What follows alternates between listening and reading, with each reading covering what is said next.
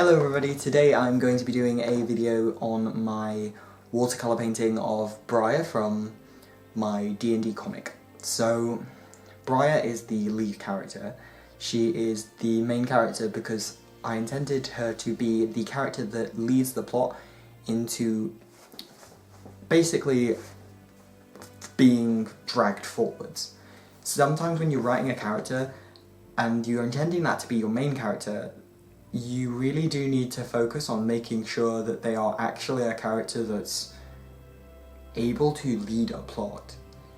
Now, the reason I chose Brier is she's quite young, she's quite naive, and she's very, very adventurous. She really wants to learn new things and explore.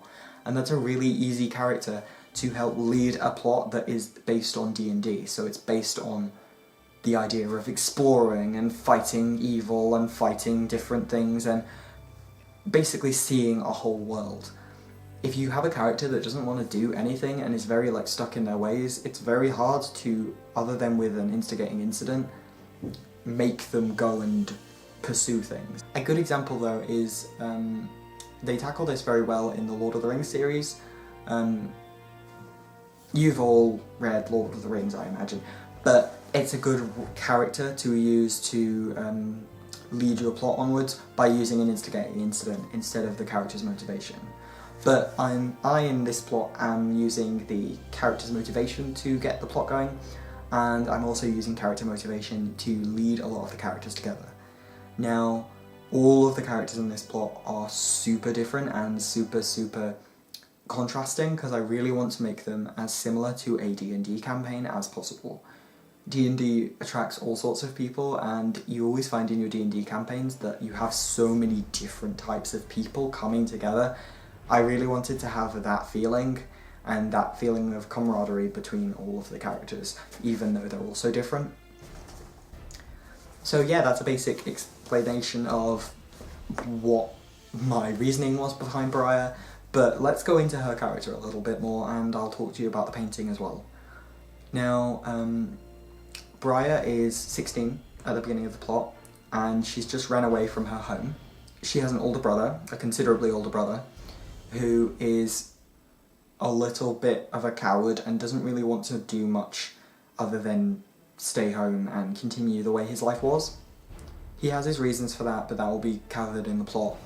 But he is so protective of her that he ends up being dragged out into this adventure with her. They then go on to meet many friends, make many enemies, and I'm not going to go too much into the rest of it, but the plot is all about outsiders and about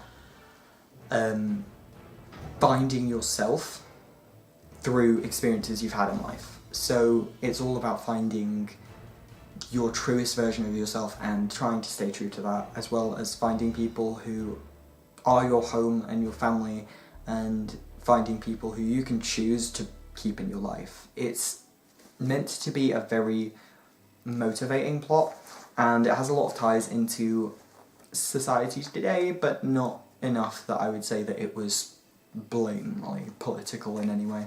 Now, this painting, it looks mainly like just a sort of pretty shot of her, but it has a lot of symbolism in it that I wanted to address while I was doing this painting. The stone wall at the back, which is just kind of like a stone pillar sort of thing. This is supposed to represent a feeling of being trapped, where her home was. She felt very trapped and unable to see freedom and things like that. But as it's in the background, it is intended to be in the past. She's in the woods. The woods setting is actually a pretty common setting that comes up in the plot. A lot of it is set in the woods, in desert areas, and on the ocean, and also in towns. But the woods is one of the places that the characters spend a lot of time, and she's holding a map because she doesn't really have a plan of where she's going. She's mainly just sort of trying to experience the world and see the world, but I thought the symbolism of her holding a map was quite a funny one. And she has got her feet partially submerged in water. My reasoning behind that one was all to do with the whole fish out of water thing.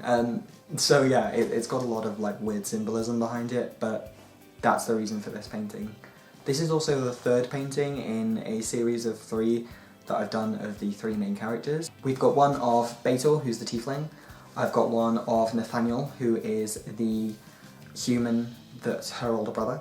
And I've got this final one of Brier that we're working on here. And I only wanted to do them of the 3 main characters, just purely because I wanted a full portrait of them to be going on in the comic. And in the printed version of the comic, these 3 pieces will be in the actual printed release. Now this picture is done with mechanical pencil, an eraser, watercolour paper, some black fine liners, and I mainly used 05, 03, 01 and 0.05, so the very, very thin one. Those were the ones I've used. I also used some like watercolour as this. The watercolours I've used were 2 different sets. I've got a Winsor & Newton like travel one B. So this is a Winsor & Newton travel cap kit. It's got a little clip on the back, so I can do that with it. But that's what I've used for the majority of it, but I did also use my larger Winsor & Newton palette, which is this one. Yeah, I'm pretty happy with them both. I will say obviously this one has a lot more colours, but some of the ones that I've actually got in the smaller one are a little bit higher quality pigments, so that's why I used that for the majority of it. And after that I used some pencil crayon just to touch up some areas. I mainly use the pencil crayons for lining, so I do lining outside of a lot of the watercolour, and then I also did a little bit of shading in some areas and stuff, but I try not to lean on that because I do feel like it's a little bit of a crutch for me, because I'm like, I should be able to do all of my painting with watercolour, so I am trying to avoid that if possible. But it's this is like, they're from W.H. Smith, they're really, really cheap, but they're from W.H. Smith, and I think they're called the Spectrum things, I think. It's really weird, it sounds like a very pothead description of something. But yeah, those are the materials that I've used for it. The colours I chose, I tried to keep all of the colours as warm as possible. I wanted it to be big and warm and friendly, and to reflect her personality as a character.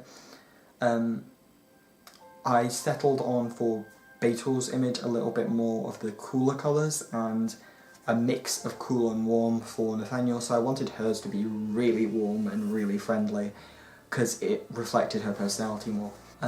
But yeah, I've really, really enjoyed doing this watercolour. I think that it's a really, really fun piece. I think it's really relaxing to paint, and I've had just the best time while painting it. It's been so fun just like rendering out those little details and things like that, and also improving my background work. I feel like as an artist, my backgrounds are my weakest point, so being able to do pieces that have got quite a bit of background in them have been really fun, and I've really, really enjoyed having my characters actually sitting in a background and feeling like they're a part of it.